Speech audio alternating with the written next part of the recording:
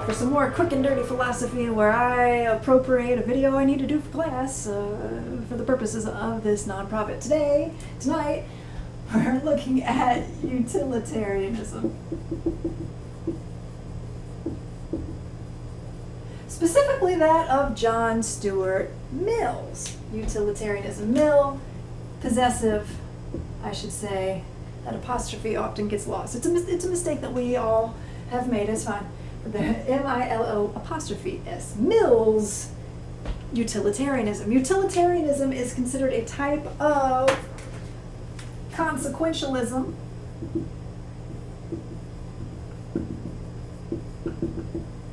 Which in the realm of moral philosophy means that when we are weighing the moral value of our actions or of the motivations for our actions, we look at the consequences, we look at the outcome. We're not looking at our intent, we're not looking at the relationship between our will and some highest good, we're looking at the consequences. So utilitarianism in particular operates on the principle of utility. John Stuart Mill says, the creed which accepts as the foundation of morals, utility, or the greatest happiness principle, holds that actions are right in proportion as they tend to promote happiness, wrong as they tend to produce the reverse of happiness. By happiness is intended pleasure, by unhappiness, pain, and the privation of pleasure. Now, Mill does not want us to follow a philosophy of the pigs. He writes that it is better to be a human being dissatisfied than a pig satisfied. Better to be Socrates dissatisfied than a fool satisfied. And he's attacking Jeremy Bentham's version of utilitarianism, which is purely hedonistic. You just go out and you go after pleasure, and that's it. He aligns himself with the virtues of eudaimonia that we see in Plato and Aristotle. He aligns himself with Epicurus, the ancient philosopher. Now, a little wording technicality here. Epicurus was a hedonistic philosopher, but his hedonism was very tempered and measured, much like John Stuart Mill. Utilitarianism is metered and measured. We're not pigs here. Epicurus, his main point, if we're going to do this quick and dirty, is that the mind desires to know. And there are just certain things that the mind cannot know, specifically what happens after death. Death occupies our minds and leads to mania. It leads to dissatisfaction, discomfort, a lack of pleasure. So you should go after pleasure first and foremost by quieting your mind. Don't worry about things that you cannot know. Just accept that you cannot know them and focus your attention on things that you can know. Direct your mind that way so that it's not feeding on itself. Get outside your head, basically, and lead a life of pleasure in that way, of knowing. And so that you can satisfy your bodily needs as well. Because if you are preoccupied about things that you cannot know and obsessed, I can guarantee you, I know from experience, that your body will suffer. Your bowels might bleed. In any event, Epicurus was a hedonist, but not the type of hedonist that Jeremy Bentham was, and is not the type of hedonist that we typically associate with that word. Mill is after a eudaimonia in his utilitarianism, and he's not worried about the greatest quantity of pleasure in the sense of the greatest sensation of pleasure. He makes a distinction that is not made in Jeremy Bentham's utilitarianism of the pigs. Mill makes a distinction between higher pleasures and lower pleasures, and that will help us to understand what he means by the greatest happiness principle. It's not just the greatest rush of pleasure that we can find, such that we are chasing after fleeting sensations.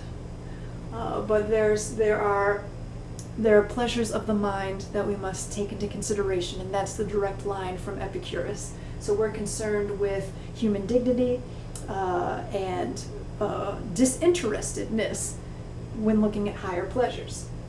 Now, before I get into this distinction between higher pleasures and lower pleasures that elevate Mill's utilitarianism, let's take a look at his psychology, and that will help tie the whole picture together, I promise.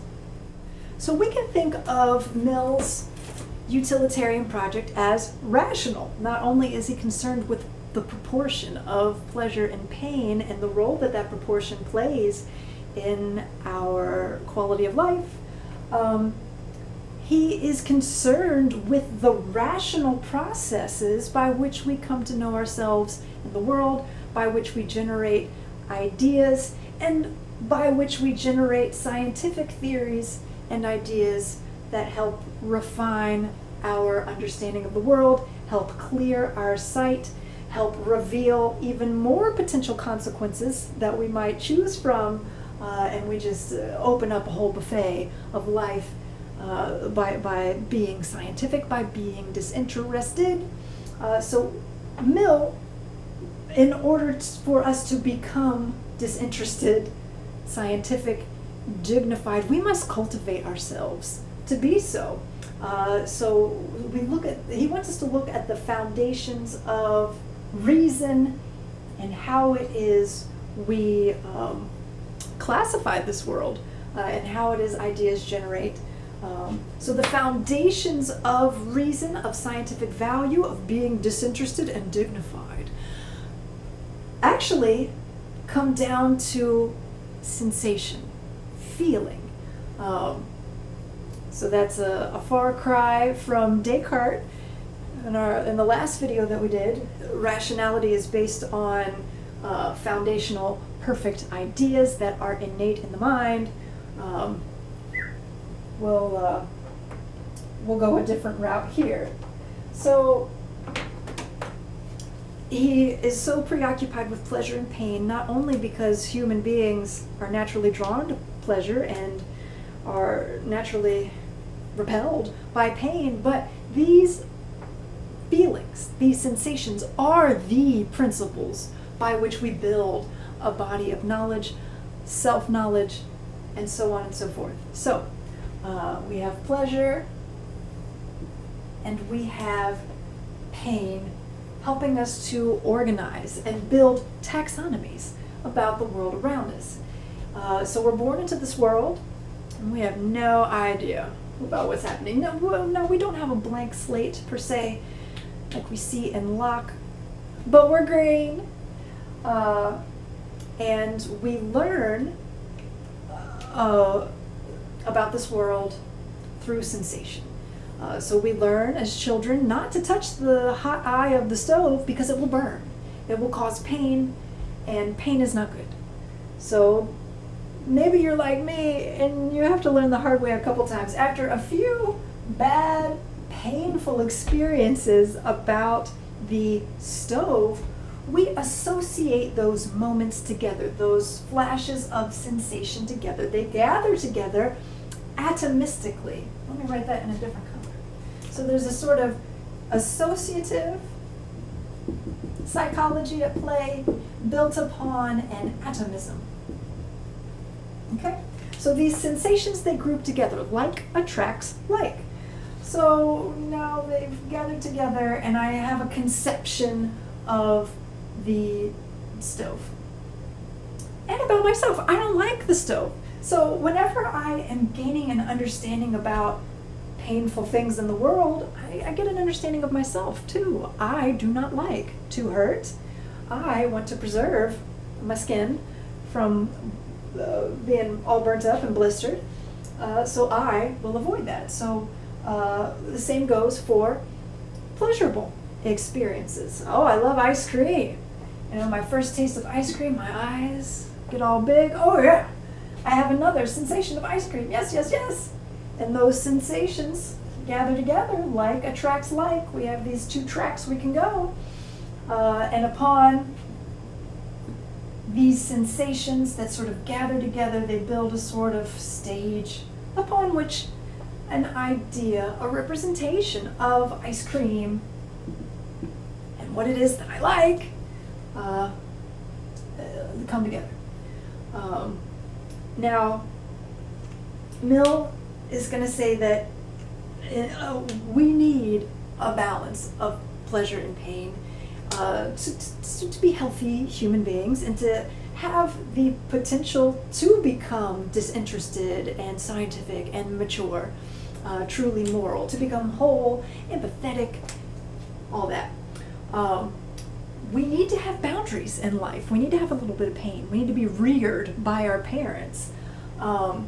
Without boundaries, without a little bit of pain, we don't have a moment to self-reflect.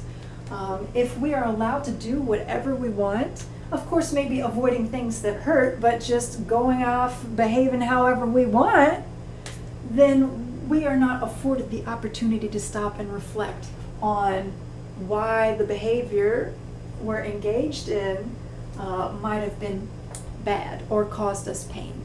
Now, I am unsure whether Mill believed in corporeal punishment.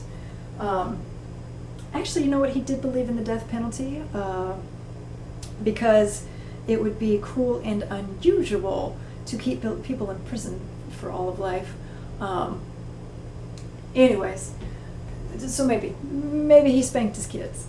But anyways, without healthy boundaries, where we go no, and our child might have a meltdown and go, oh, but my feelings are hurt. Well, that's fine, because you need to learn this lesson that you cannot just behave however you want. You need to learn that the world does not revolve around you. Whatever that system of healthy boundary setting looks like, maybe you're a gentle parent, maybe you're more assertive, whatever. What remains the same in all of those systems is setting boundaries for your children so that they can self-reflect. Pleasure alone does not engender self-reflection. Now, on the flip side, too much pain also will not allow for healthy self-reflection. Maybe you've had a traumatic childhood, and it's just pain after pain after pain after pain after pain. You're going to be involved in some sort of escapism. You're not going to want to reflect on the origin of your ideas, on the origin of your beliefs. Whether you've had too much pain or too much pleasure, you're generating ideas by means of the same principles. We all, whether you find something painful and I find something pleasurable or vice versa, we're all operating in this same principled way of organizing or self-understanding or moral understanding. So if you've had this painful childhood, why would you want to reflect on the origin of your ideas? It hurts to look at that. So if you're a scientist using theories and you don't reflect on how it is you're applying those theories to the world, prejudice could slip in and you would have no means of knowing because you are incapable of reflecting on the origin of those ideas, on your motivation for using those ideas as you do, because it's just so painful to look at those origins, my God. So we need to have a healthy balance. Now, if you've had a completely traumatic childhood, or on the flip side, if you're a spoiled, rotten brat, there's hope for you through higher pleasures. Now, it'll be harder for you to overcome this inability to reflect, but we'll get there. We'll get there. So Mill, again, has this concept of higher pleasures. And we ought to juxtapose those to lower pleasures. Lower pleasures are those of consumption. For example, if you had a traumatic childhood, you might be engaged in escapism, going after drink, after drugs, after sex, after whatever it is that, you'd like to consume. These lower pleasures, while pleasurable, are fleeting and often leave us feeling empty. You have a great time at the keg party, but you feel kind of awful the next day. So these naturally will lead us wanting more. Higher pleasures are intellectual pleasures. They are dignified. They involve maybe going to the opera, or going to the art museum, or engaging in philosophical conversation. These higher pleasures imbue us with dignity and allow for the possibility of disinterestedness.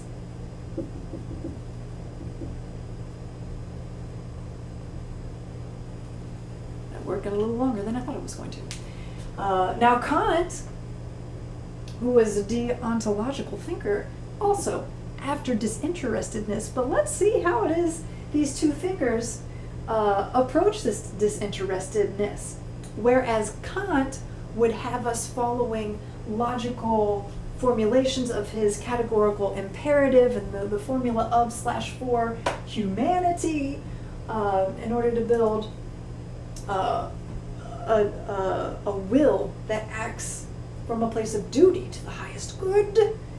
We can generate disinterestedness from completely abstaining. Mill wants us to get in touch with our feelings. It's through getting in touch with our feelings, what it is that we like, what it is that we don't like, that we come to understand ourselves, our motivations, why we come to the conclusions that we do, why it is we behave in the way that we do, and we will have a much easier time achieving this disinterestedness by getting in touch with what it is that we like and what it is that we don't like.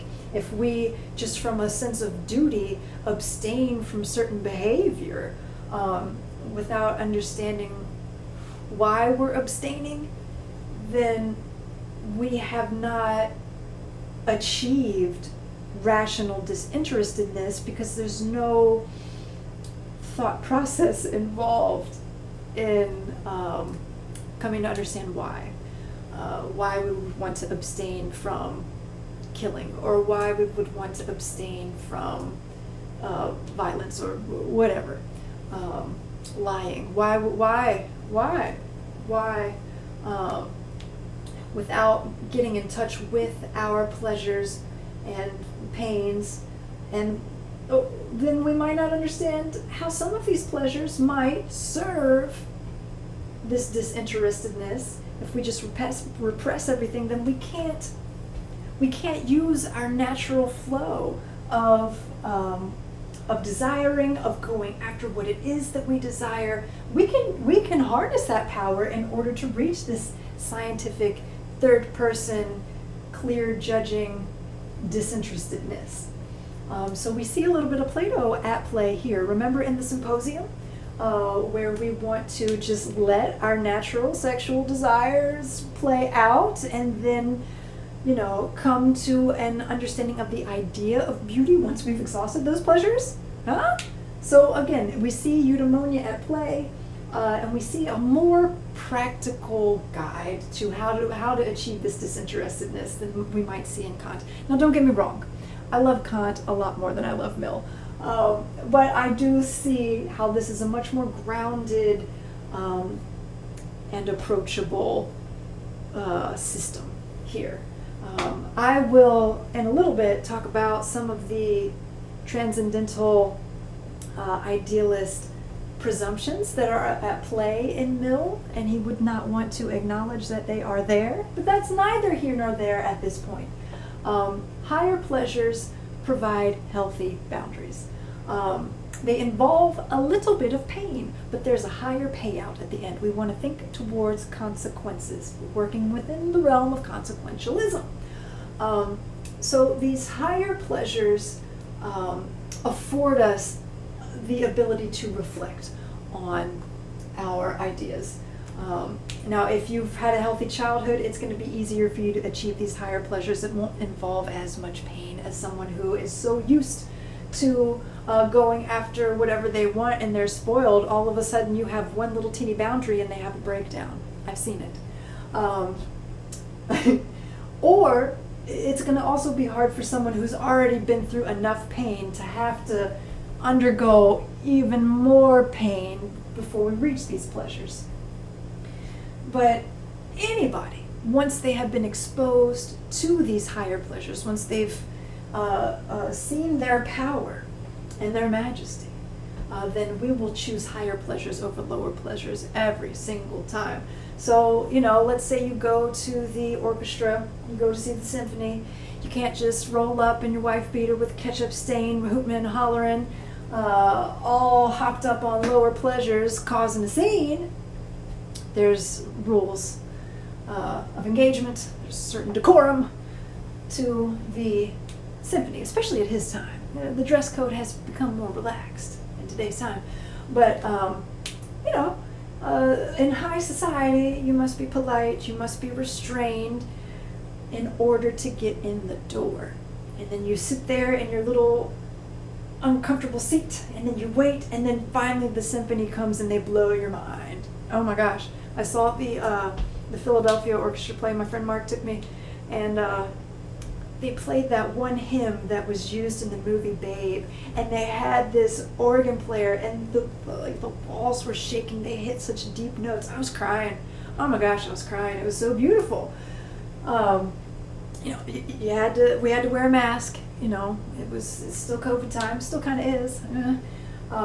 Had to restrain ourselves in certain ways, but the pleasure that we received in enduring the restraint, my God, so worth it. Same with studying philosophies. Sometimes it really hurts to go through these readings, to make it through a whole book of Kant. My gosh, that is painful. But the insights, once you get down with what he's saying, oh my God, Kant's mind is beautiful. So by restraining and reflecting on your behavior, oh my gosh, you'll build up this capacity to be disinterested as you reflect on the origins of your values, on the origins of your ideas, belief systems, ideals, scientific theories, and the like. Without this disinterestedness, when you do reflect back, you're still subject to the principles of pleasure and pain, and maybe you're not seeing yourself so clearly unless you've built up this disinterestedness, this dignity. So in order to see the origin of your ideas clearly, you must be disinterested. In order to become disinterested, you must pursue these higher pleasures. This disinterestedness is something that you cultivate over time. But yeah, through that we can understand the origin of our values, ideas, belief systems, and the like. And we can come to know ourselves better. Why it is we like what we like, why it is we don't like what we don't like, and we can pursue more of what we want with a clear head and a self-understanding. If you are restrained from pursuing something that you naturally desire because growing up you were told it was a sin, that aspect of yourself might be cut off, and it's going to cause some issues for you. Your options will be limited. Your sight about the world, your world understanding will be limited. Just go after it, baby. Go after your true self. Go after what it is that you desire, if it's not truly a sin. My heavens. So you're able to see more of yourself, to see more into the subconscious machinations of the mind and how it is we're developing a sense of self, a sense of world, if you can accept what it is that you desire, and if you're allowed to go after it within reason.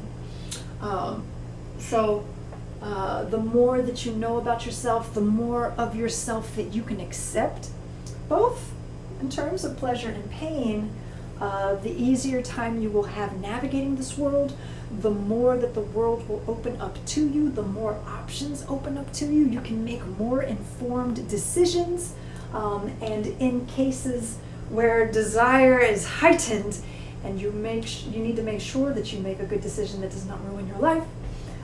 You can restrain yourself because you've practiced that. So in this way, higher pleasures distinguishes Mill's utilitarianism from Jeremy Bentham's utilitarianism. The way that we quantify pleasure here is not just through sensation and an amplification of it. We can quantify higher pleasures in terms, even though this is qualitative, there is a qualitative distinction between higher pleasures and lower pleasures, but we can still think of this in terms of ratio, in terms of the rationality that these higher pleasures provide us, and we can ensure that we have a right ratio, perhaps, that is relative to us, between higher pleasures and lower pleasures. Now, Mill will not allow us to achieve both at the same time in equal proportion. You can't be disinterested and be plastered at the same time, but with the right balance of higher pleasures, you can still have a little bit of drink every once in a while. You can still go to the cake party every once in a while. Live a life of moderation. So this eudaimonia, we see it here again in Mill. So the way that we're quantifying pleasure is not just completely mathematical. It's often construed that way, and for the longest time I construed it that way. That was wrong. It was wrong of me. Even though I do prefer the transcendentalists to the British empiricists over here, I do appreciate the concept of the associative psychology happening here. I do have my qualms with atomism, but I smell what he is stepping in, and how it is our ideas are bundled together based off of bundled together sensations. And here we see the foundations for American pragmatism, BT dubs. Yes, and so we can quantify qualitative pleasures in terms of ratio. We want more higher pleasures in our life. We will always hold higher pleasures in higher regard than lower pleasures once we have been introduced to higher pleasures, but we are humans and we do desire a little bit of lower pleasure from time to time. And if we have a right proportion between higher pleasures and lower pleasures, we might live a fulfilled, balanced life. That is that. We'll look at the text real quick. So Mill writes, he who saves a fellow creature from drowning does what is morally right, whether his motive be duty or the hope of being paid for his trouble. He who betrays the friend that trusts him is guilty of a crime, even if his object be to serve another friend to whom he is under greater obligation.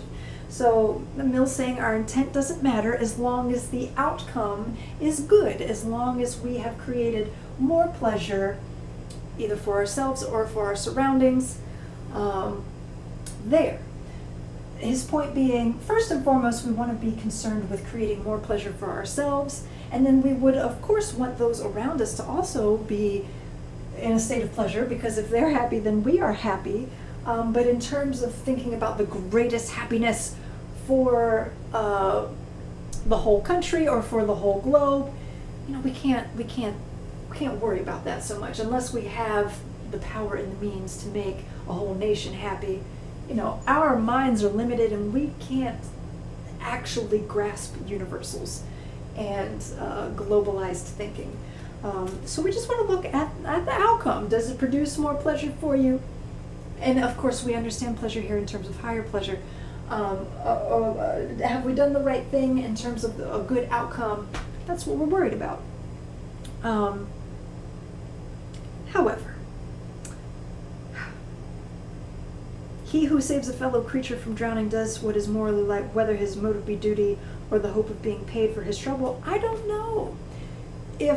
I think it does matter, your intent. Of course, save the person from drowning. Yes. But if your intent is to then parade that person around in the news, saying that you have saved them and looking for medals and accolades and your picture all over the newspaper. I think we should be concerned with your motivations. Yes, save that person, but you know, a wolf in sheep's clothing can worm their way into our lives if we're not concerned about intent, if we're not concerned about the relationship between a person's will and a higher good, whether that good be universal or just based upon humanity as we recognize it. So I think we should be concerned with principles. I think we should be concerned with intent. He goes on, but to speak only of actions done from the motive of duty and indirect obedience to principle, it is a misapprehension of the utilitarian mode of thought to conceive of it as implying that people should fix their minds upon so wide a generality as the world or society at large. The great majority of good actions are intended not for the benefit of the world, but for that of individuals, of which the good of the world is made up, and the thoughts of the most virtuous man need not on these occasions travel beyond the particular persons concerned, except so far as is necessary to assure himself that in benefiting them he is not violating the rights, that is, the legitimate and authorized expectations of anyone else. We are in danger of slipping into libertarianism here. Woo! So to think of everyone just as an individual and say that, oh, people will just naturally, you know, do what is reasonable and what's right, and you just let them do whatever. No. Atomism can very easily turn into libertarianism, or communitarianism, which is libertarian light. John Rawls, I appreciate your understanding of justice, but you're whitewashing the specific conditions in which folks are suffering. This is a digression. I don't mean to digress, but anyways, utilitarianism, it is a principle of utility, and these principles apply to all human beings. Isn't he saying? What do you mean, Mill, that we're not making globalized presumptions here, universal presumptions here? We're talking about all of humanity here, aren't we? And just earlier he says, I have dwelt on this point as being a necessary part of a perfectly just conception of utility, or happiness, considered as the directive rule of human conduct. But it is by no means an indispensable condition to the acceptance of the utilitarian standard. For that standard is not the agent's own greatest happiness, but the greatest amount of happiness altogether. And if it may possibly be doubted whether a noble character is always, happier for its nobleness, there can be no doubt that what makes other people happier, and that the world in general is immensely a gainer by it. So I see some discrepancies here. I see hidden ideals about the world, how it's comprised of individuals. I can think of Husserl's mathematization of nature, how the world is a container and made up by these individuals, and there we have a comprehensive understanding of the world, even though we are within it and subjected to it and cannot get outside of our own perspective. We can still say that the world is comprised of individuals. Hold on a second. We are making transcendental assumptions here. Mill, I know you're making digs at Kant. However, there's some transcendentalism there, and I wish that he would explore it. Maybe there's some pain involved in that, and he doesn't want to look at his assumptions there. Maybe it gives him great pleasure to think that he has distinguished himself so much from the transcendentalists. So, just how disinterested are we? Cannot say. However, I can get down with the program of getting in touch with your pleasures, getting in touch with what you do not like, creating a life so that you can go after what it is that you want within reason, and to have as comprehensive of an understanding of yourself as a whole person as best you can. So I can get down with that. Now, disinterestedness, I see why it's necessary.